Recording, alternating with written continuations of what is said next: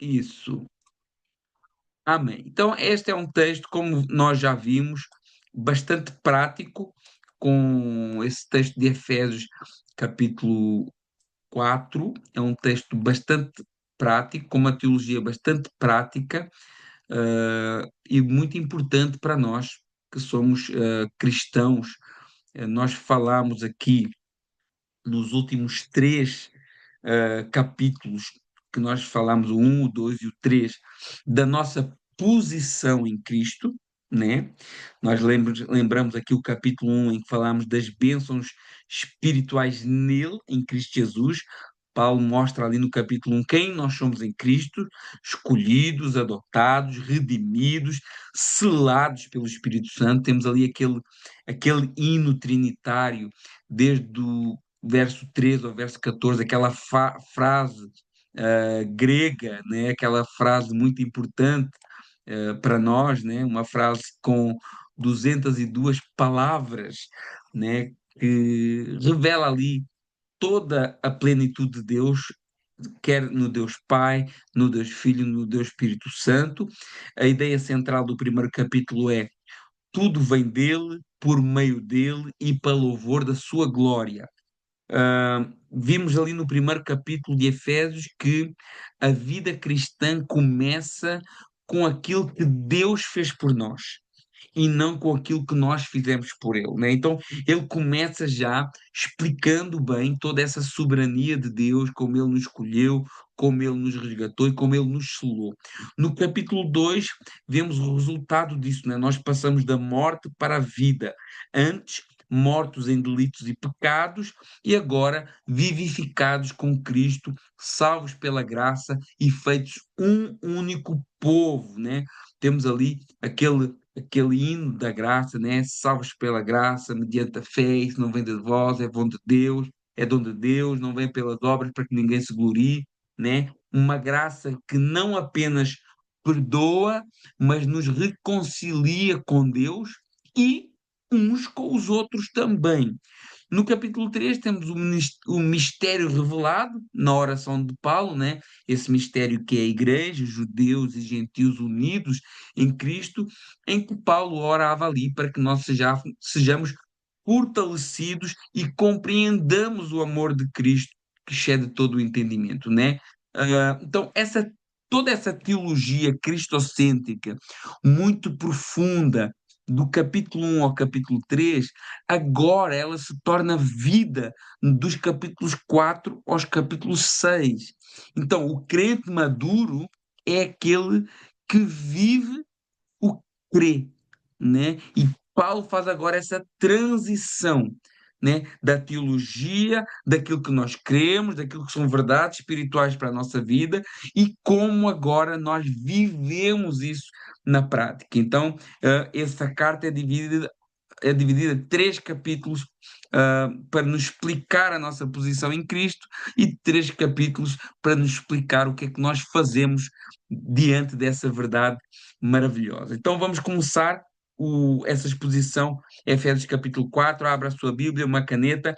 Nós vemos logo aqui do verso 1 ao 6, essa unidade do corpo de Cristo, né? E como viver essa unidade, né? Ele começa no verso 1, ah, falando da importância de viver do modo digno da nossa vocação, né? O modo digno de ser cristão, né? Verso 1 ele diz, olha, rogo-vos, é quase um pedido aqui especial de Paulo, rogo-vos, pois eu, prisioneiro do Senhor, que andeis do modo digno da vocação ao qual fostes chamados.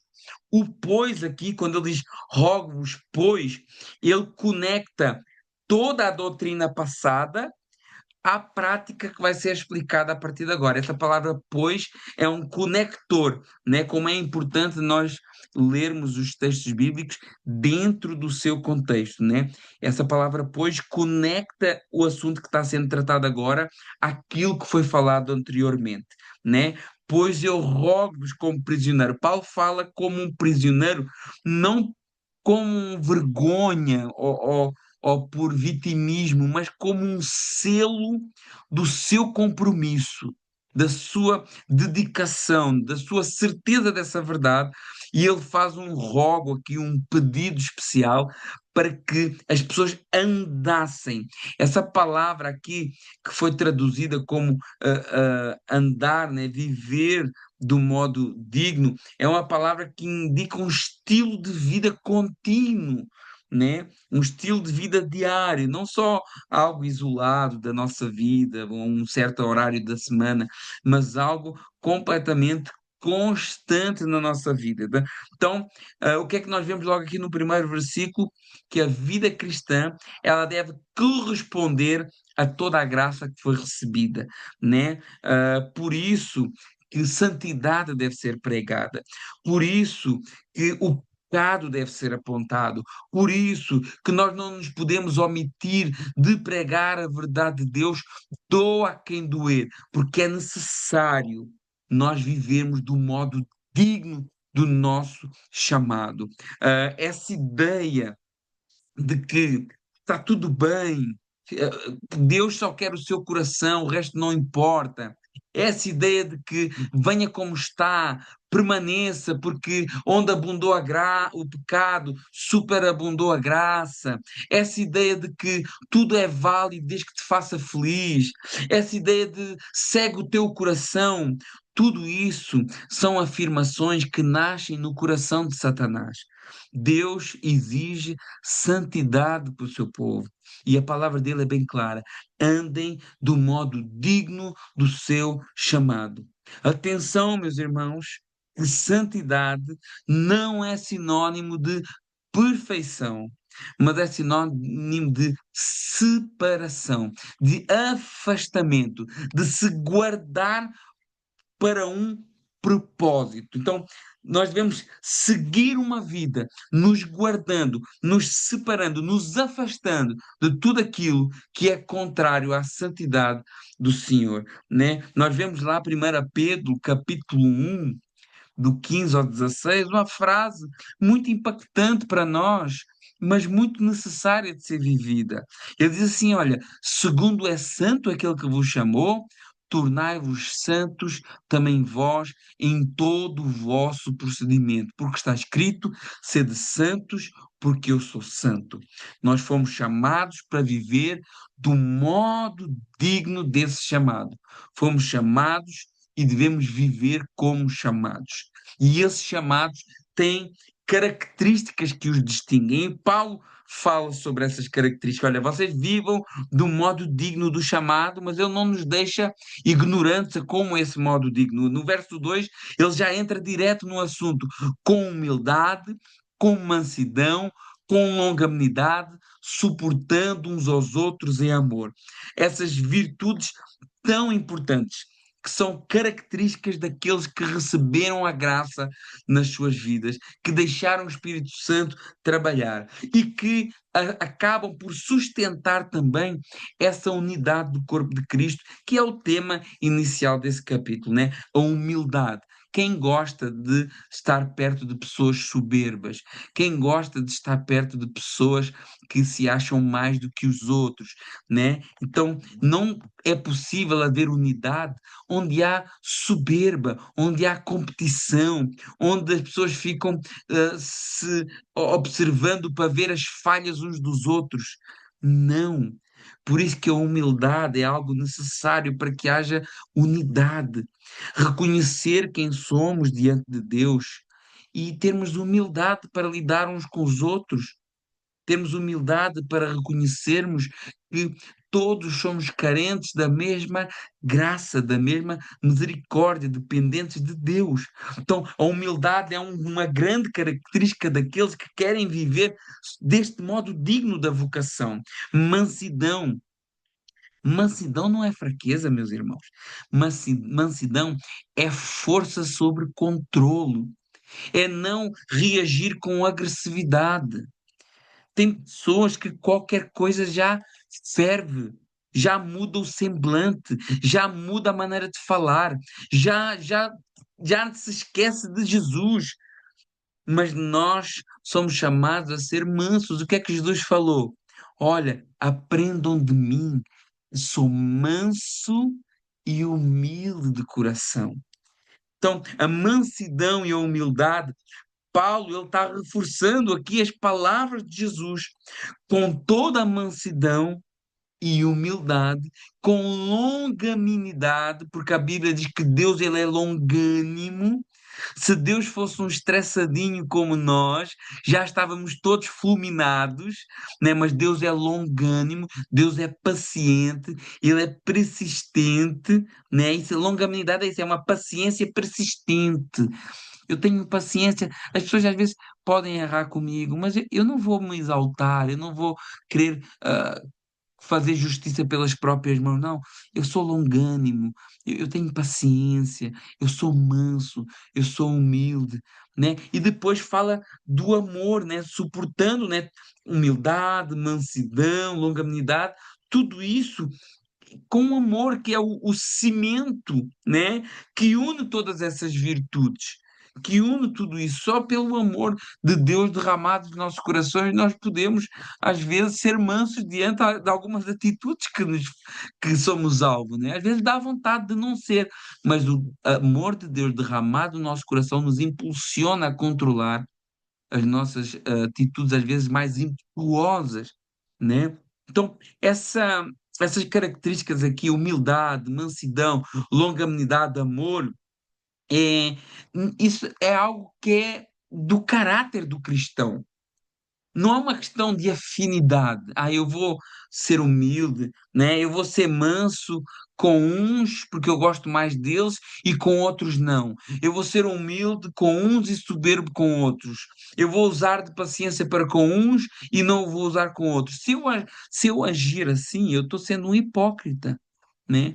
Porque isso são ah, condições do caráter de Cristo em nós e não questões de afinidade que eu escolho com quem eu quero ser longânimo e com quem eu quero ser estressado, né? Eu não posso escolher para quem eu quero agir como cristão e para quem eu vou agir como mundano.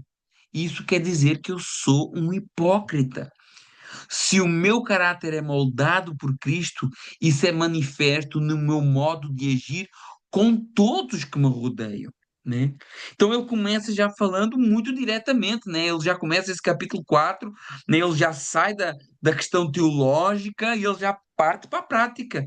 Olha, vocês têm que viver do modo digno, com humildade, com mansidão, com longanimidade, com amor, fazendo isso por todos, não escolhendo, né? Não escolhendo quem que eu vou tratar bem, né? E no verso 3 diz: esforçando diligentemente por preservar a unidade do espírito no vínculo da paz. Ou seja, eu me esforço, né? Ele diz esforçando-se diligentemente. Eu me esforço para que através do meu caráter transformado por Cristo, eu mantenha, né, essa união da igreja, do povo de Deus. Nós somos o cristão, ele deve ser um agente de paz e nunca de guerra, de reconciliação e nunca de contenda, de amizade e nunca de inimizade. Eu me impressiono às vezes com pessoas que estão sempre em guerra, estão sempre em contendas. Não, onde não deixa o Espírito Santo trabalhar na sua vida, não deixa o caráter de Cristo ser moldado em si. Então nós devemos nos esforçar para manter, para preservar essa unidade, né? Que é fruto desse caráter transformado pelo Senhor.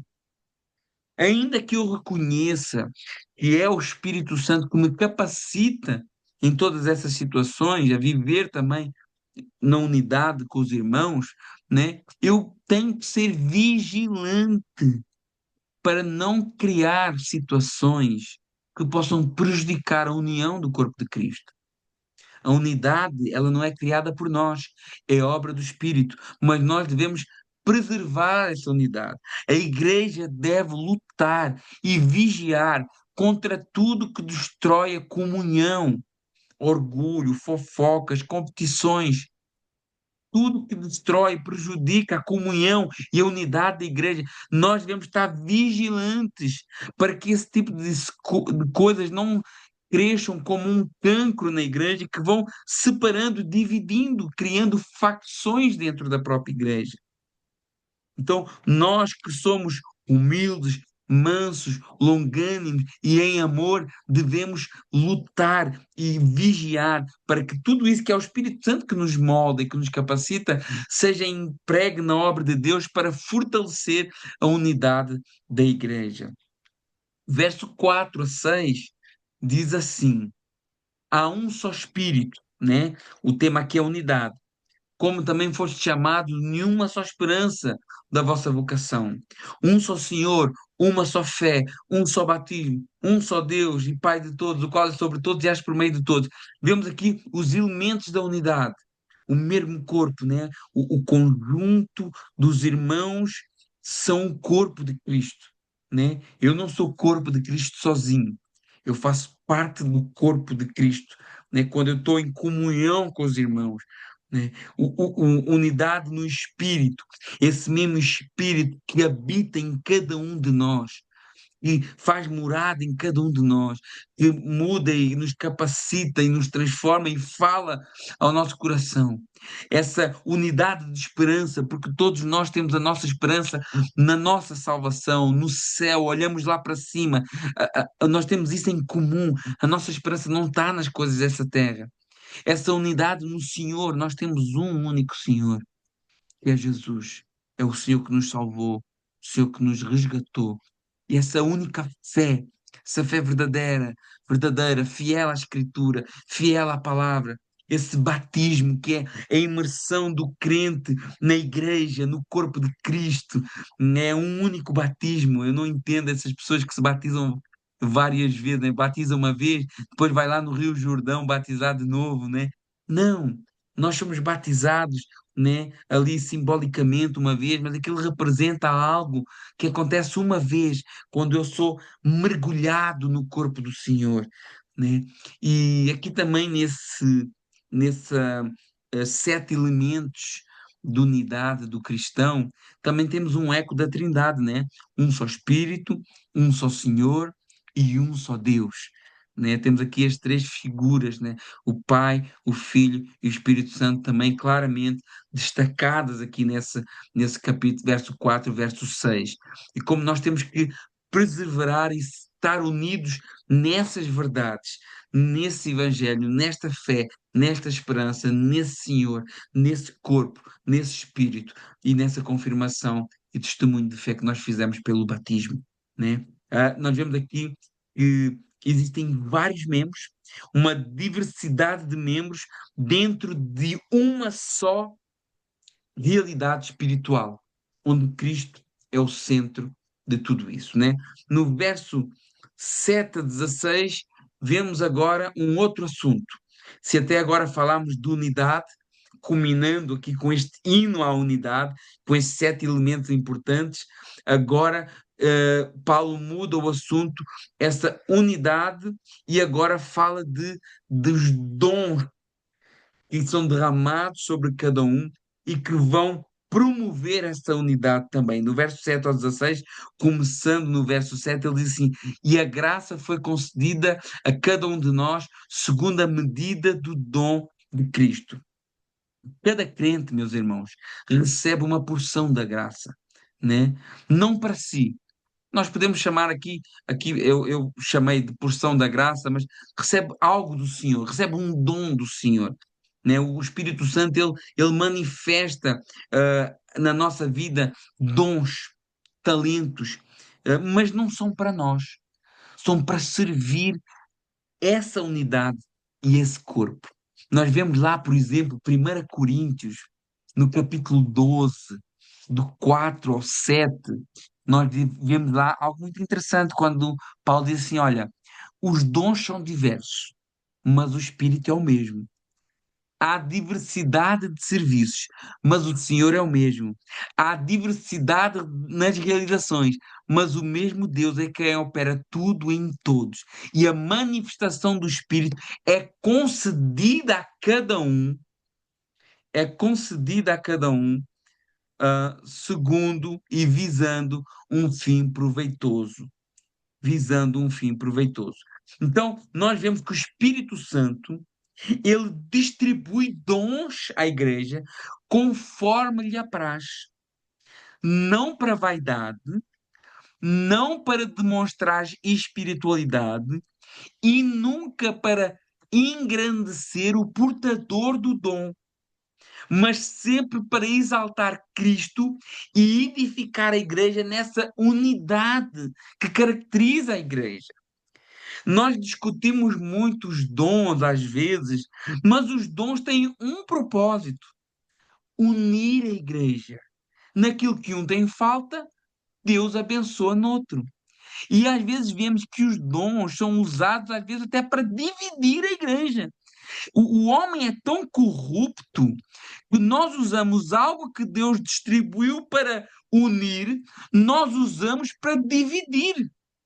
Não, porque se a pessoa não fala em línguas, ela não pode ser um pastor.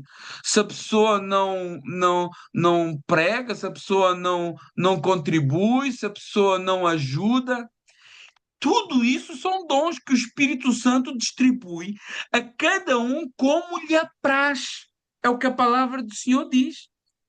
E todos nós temos algum dom. Talvez algum possa estar pensando, mas qual será o meu dom? Porque hoje em dia a gente acha que dom do Espírito é só o dom de línguas, que é aquele que a gente ouve assim na igreja, né? Mas não é isso só. Eu creio no dom de línguas também. Quando eu falo isso, não falo criticando de maneira nenhuma. Mas não fica por aí, nós não podemos restringir os dons do Espírito a uma manifestação no culto, né? E às vezes nós podemos ter dúvidas, mas qual que é o meu dom, né? Porque eu não falo em línguas, eu parece que eu não sei fazer nada, mas certamente existe algo que o Senhor derramou sobre a sua vida. E Deus dá dons às pessoas, mas às vezes nós achamos que dom é só milagre, é só profecia, que dom é só falar em língua, que dom é só revelação. Mas porquê? Porque nós ficamos agarrados num texto bíblico que é 1 Coríntios capítulo 12. E 1 Coríntios capítulo 12 tem duas listas de dons, que são aquelas muito mais, parece que são as mais famosas. Então nós temos uma primeira lista com 9 dons, né? Palavra de sabedoria, palavra de conhecimento, fé, dom de curar, operação de milagres, profecia, discernimento de espírito, variedade de línguas, capacidade de interpretá-las. E nós achamos que é só isso. Não, porque olha, da mesma maneira que há 9 gomos do fruto do Espírito, então também há 9 dons. Não tem nada a ver uma coisa, não está conectado uma coisa com a outra. Porque Paulo não fala só. Aqui ele falou em 1 Coríntios capítulo 12, do 8 ao 10, por acaso ele falou em 9 dons. Mas depois do 28 ao 30, ele acrescenta mais 2, por exemplo. Então não dá para conectar com Gálatas 5:22. Dos 9 do fruto do Espírito, que está dividido ali por 9 gomos, né? 9 características, né? Não dá para conectar uma coisa com a outra. E a palavra de Deus, ela não tem só esta lista aqui de dons maravilhosos, né? Sobrenaturais.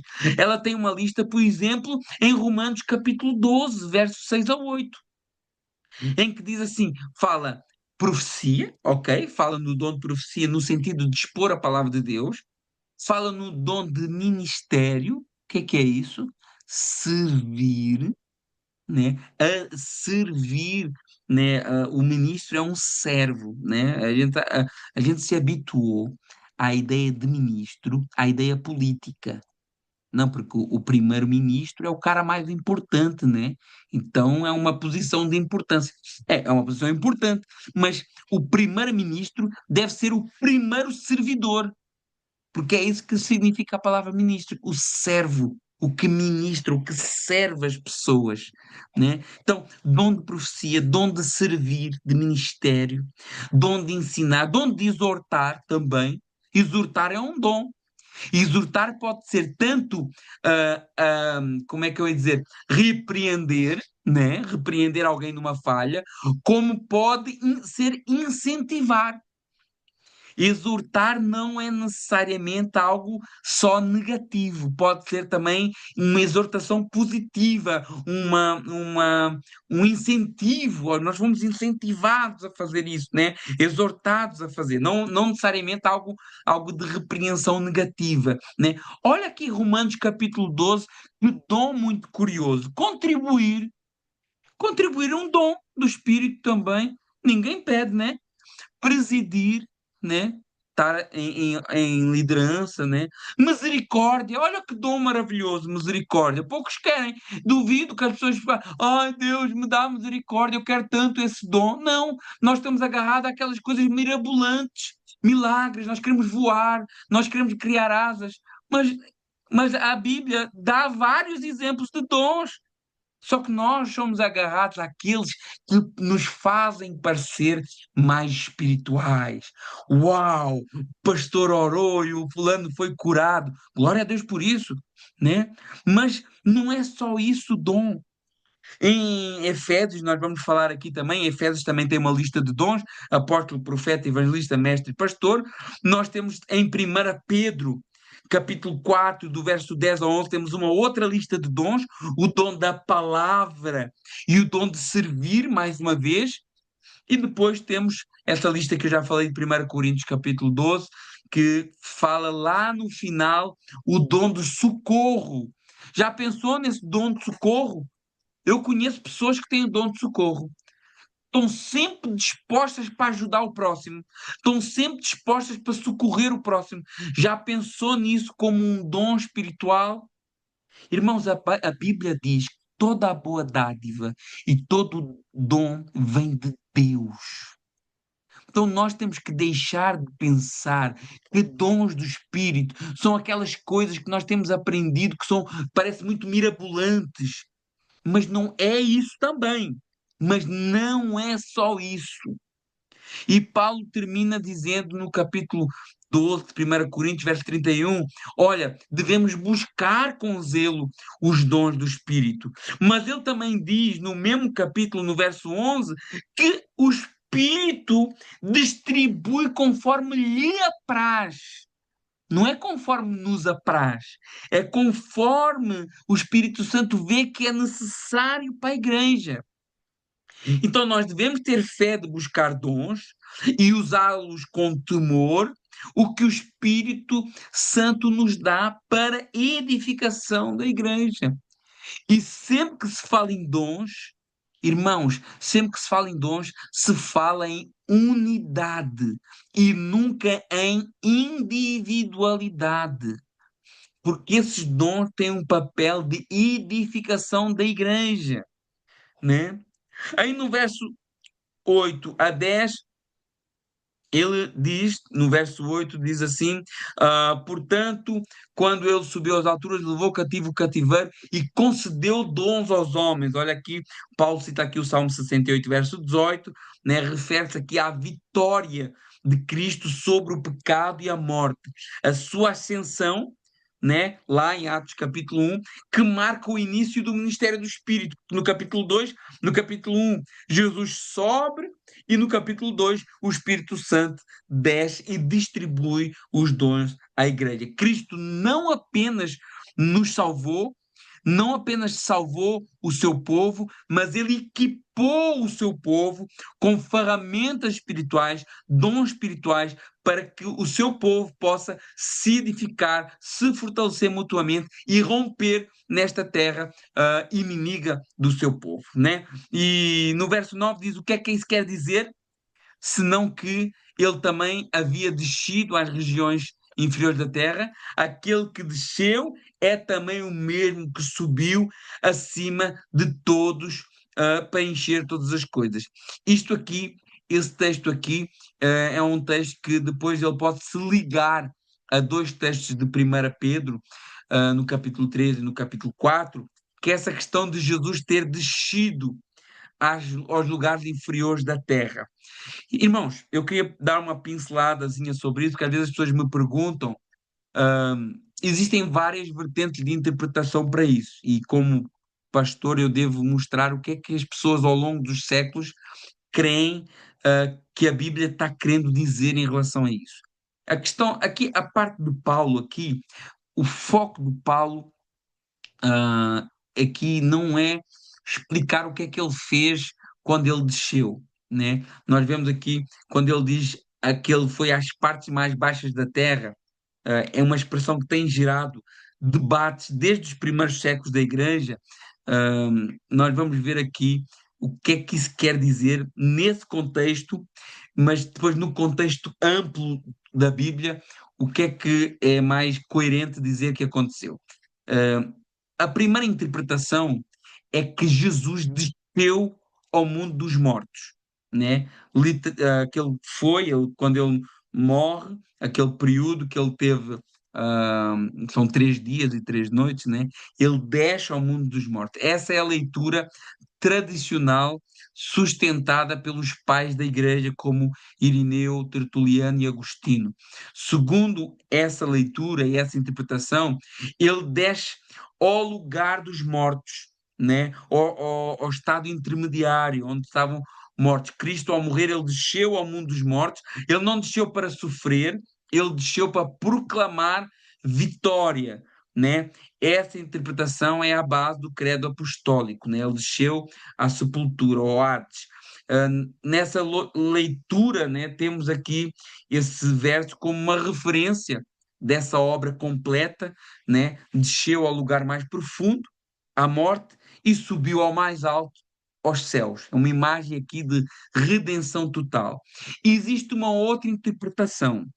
Outros intérpretes, eles não defendem que Jesus tenha descido ao mundo dos mortos, digamos assim, ao Hades, ao Seol, né? Hades é uma palavra grega, Seol é a mesma palavra em hebraico, né? Quando a gente vê Hades e Seol, é, Hades era a palavra que era usada no Antigo Testamento em hebraico, depois foi traduzida no grego para Seol, era a palavra hebraica, e foi traduzida no grego para Hades.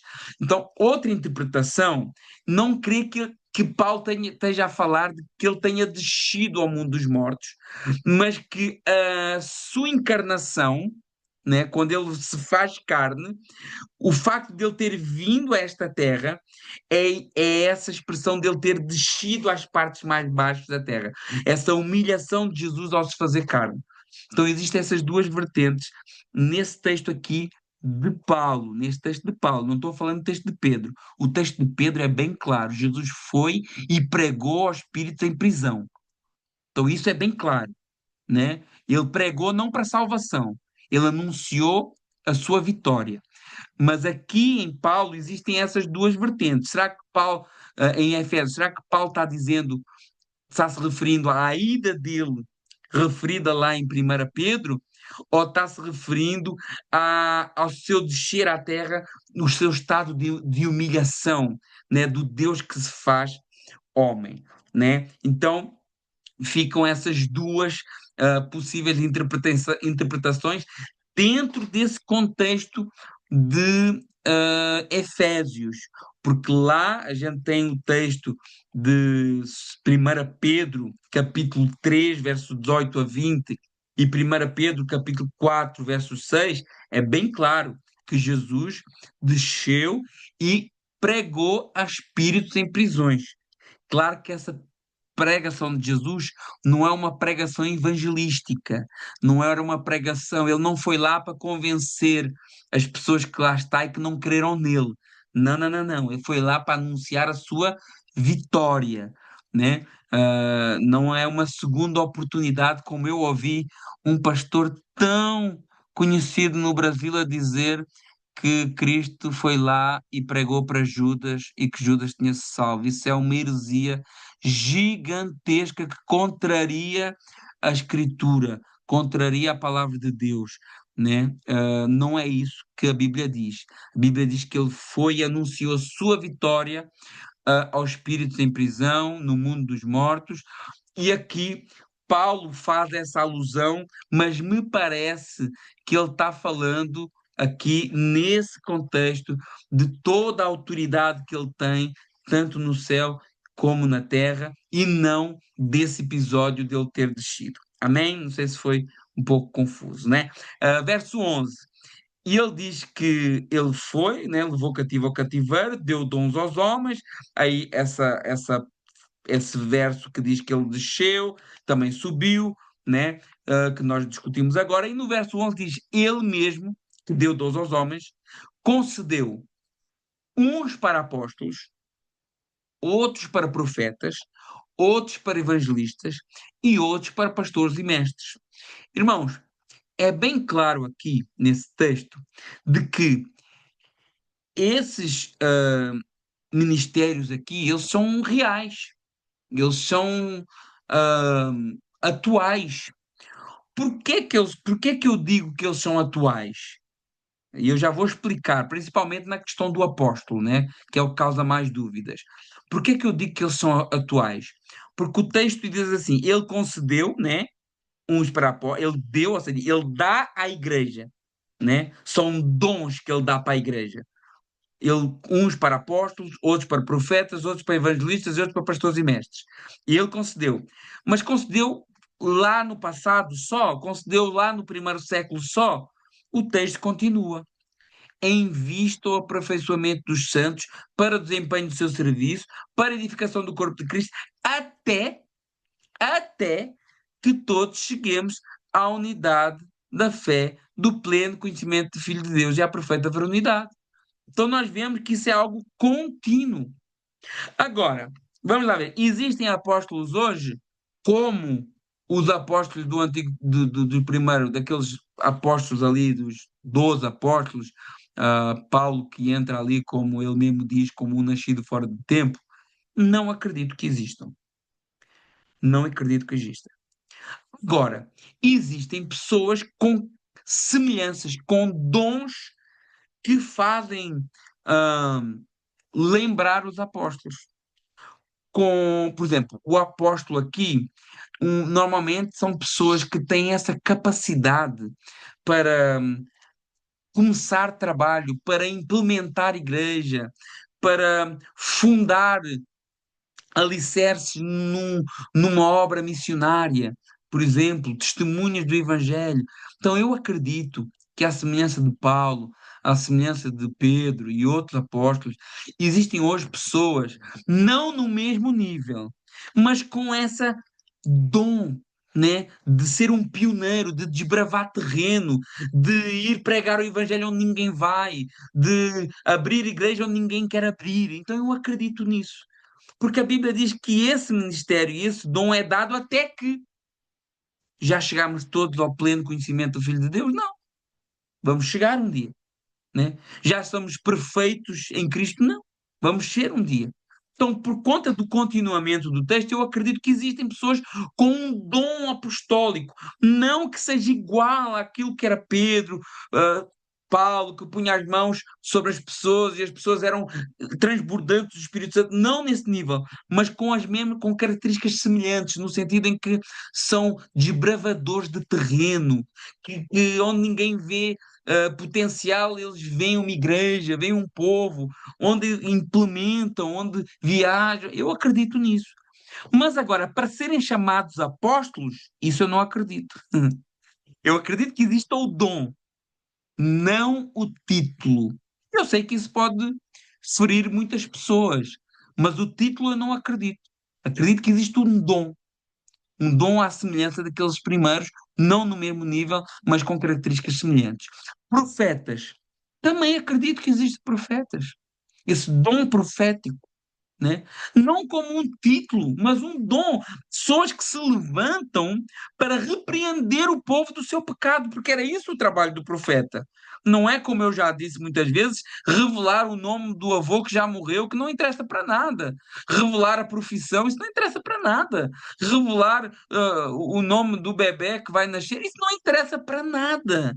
mas existem sim pessoas que se levantam defendendo a verdade e que apontam e põem o dedo na ferida da igreja, às vezes, que a igreja está se desviando, e ele vai lá e coloca o dedo na ferida e diz: olha, vocês têm que mudar, vocês têm que se converter, vocês estão se desviando. E isso é o profeta. Então eu acredito e sei que existem. Eu acredito e sei que existem, né? Depois tem os evangelistas, né? São pessoas que aquele homem, aquele tipo de pessoa que só sabe falar de Jesus. Em qualquer lugar, ele pode começar uma conversa num terminal de autocarro, num comboio, onde quer que ele esteja. Ele vai apresentar o plano de salvação para aquela pessoa que está ali, ainda que ele não conheça de lado nenhum.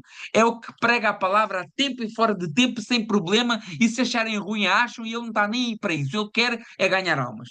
Então eu acredito no ministério do evangelista, no ministério de pastor, né, que é aquele que, que está sempre junto com o povo, que conhece o povo, que ajuda, que cuida, que está ali, que come pipoca, que está junto.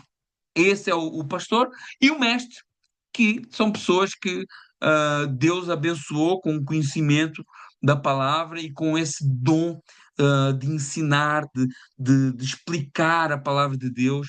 Então eu acredito sim que tudo isso Deus derramou pela igreja também, assim como os outros dons que nós falamos já, mas isso também são quatro, cinco ministérios que existem na igreja, que Deus derrama pela igreja e que são ministérios de liderança espiritual, sim, sim, mas são dons, não são status, não são títulos, porque o homem agarra nisso e faz um título. O apóstolo fulano de tal, o profeta fulano de tal.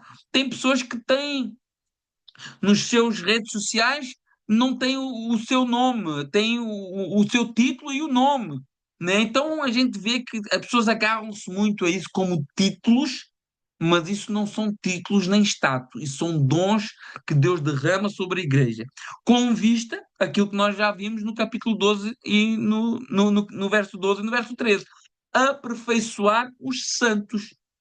Ora, só se aperfeiçoa o que não é perfeito, não é? Então nós vivemos, né, nesse constante busca por nos aperfeiçoarmos. E Deus, ele dá à igreja esses ministérios, esses dons, para que a igreja seja aperfeiçoada através do trabalho dessas pessoas a qual Deus agraciou com esses dons. E aperfeiçoar os irmãos, os santos, preparar para serviço também, né? Porque as pessoas devem ser discipuladas para servir e edificar o corpo, né? Que o corpo venha a crescer e ser maduro em Cristo.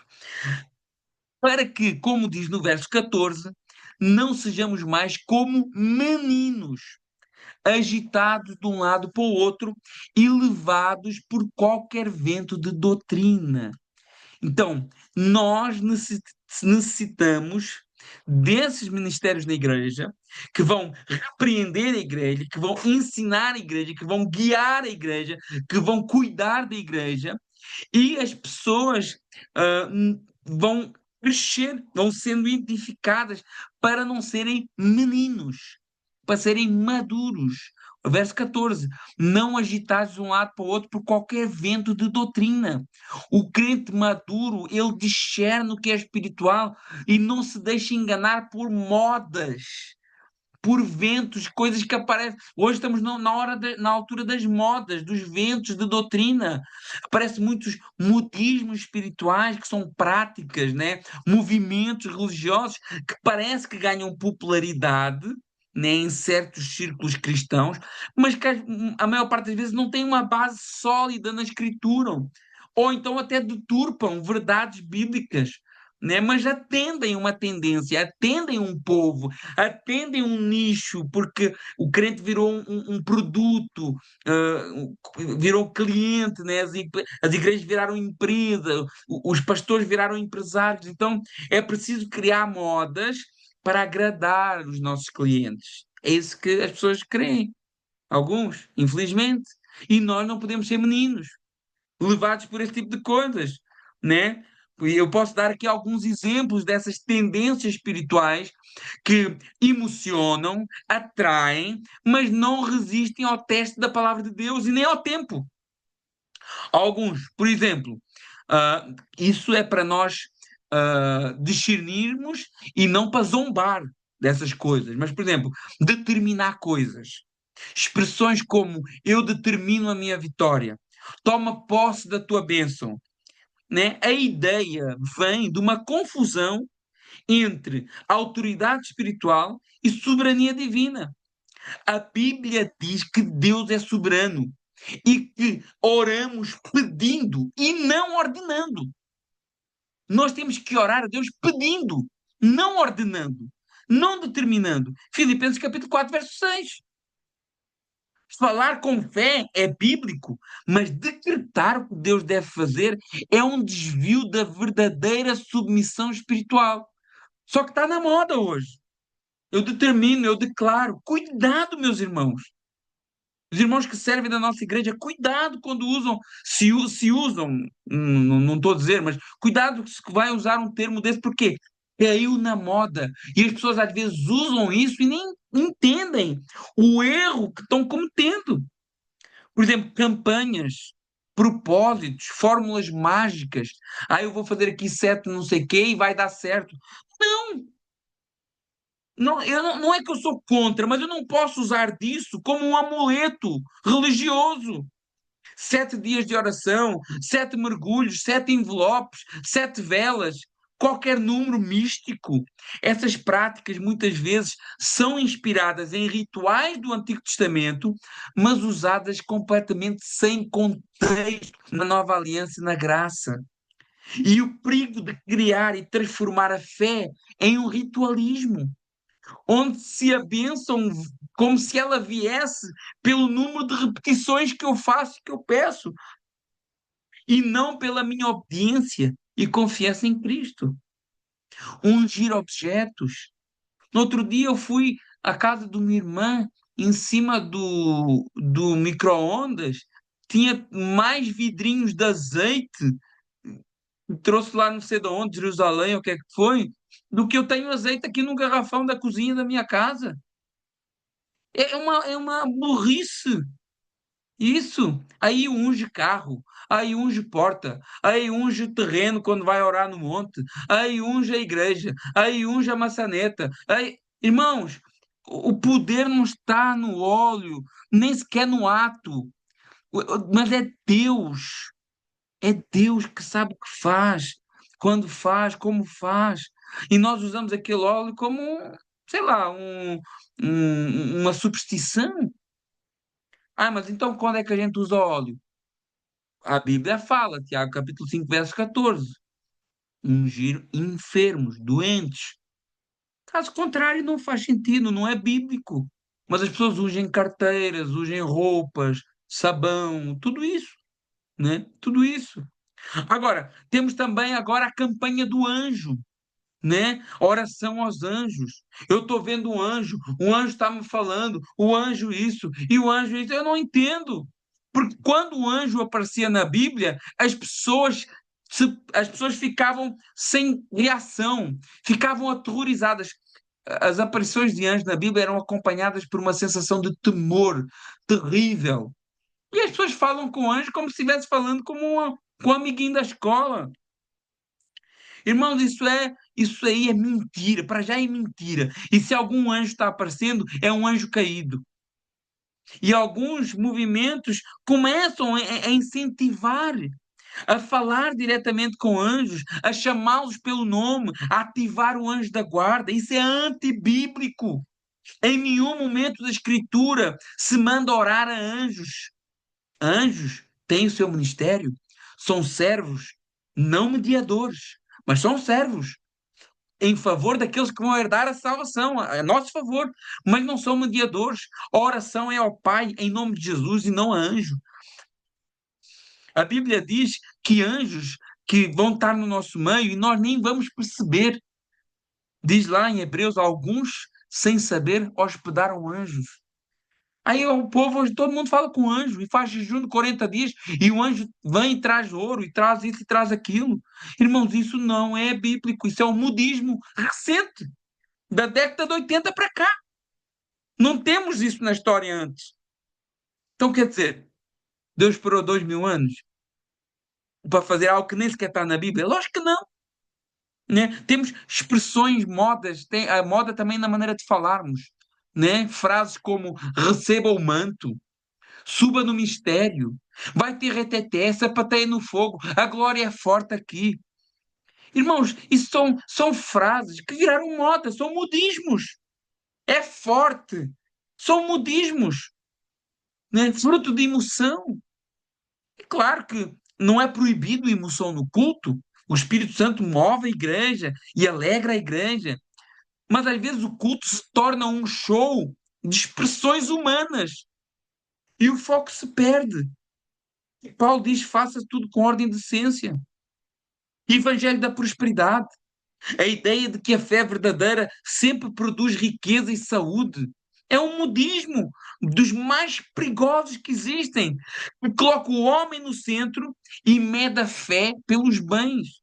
Uma coisa recente também, da década de 90, princípio de 90, final de 80. Mas Jesus ensinou o oposto desse evangelho da prosperidade. Atos proféticos, sem base bíblica nenhuma, enterrar papéis, soprar o chofar, marchar em volta de terrenos, pisar em mapas. Eu piso aqui e onde eu colocar a planta dos meus pés é meu por herança. Irmãos, embora atos simbólicos existam na Bíblia, ali eram ordens específicas de Deus, não eram modelos universais. E hoje muitos transformam o ato simbólico em uma ferramenta mágica. E isso é paganismo disfarçado de evangelho. Novas revelações. Quando você ouve alguma coisa, olha, Deus me revelou uma coisa que não está na Bíblia. Opa, então foi o diabo. Então foi o diabo que revelou, não foi Deus? Isso é perigoso. O Espírito Santo ilumina a palavra, não a contradiz e nunca acrescenta nada.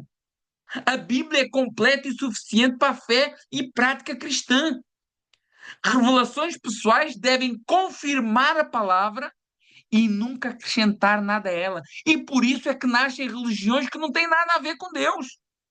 Adventismo do sétimo dia, a Igreja dos Jesus Cristo dos Santos dos Últimos Dias, conhecida como a Igreja dos Mórmons. São movimentos que nascem em novas revelações que parece que é em pé de igualdade com a Bíblia, mas depois não é.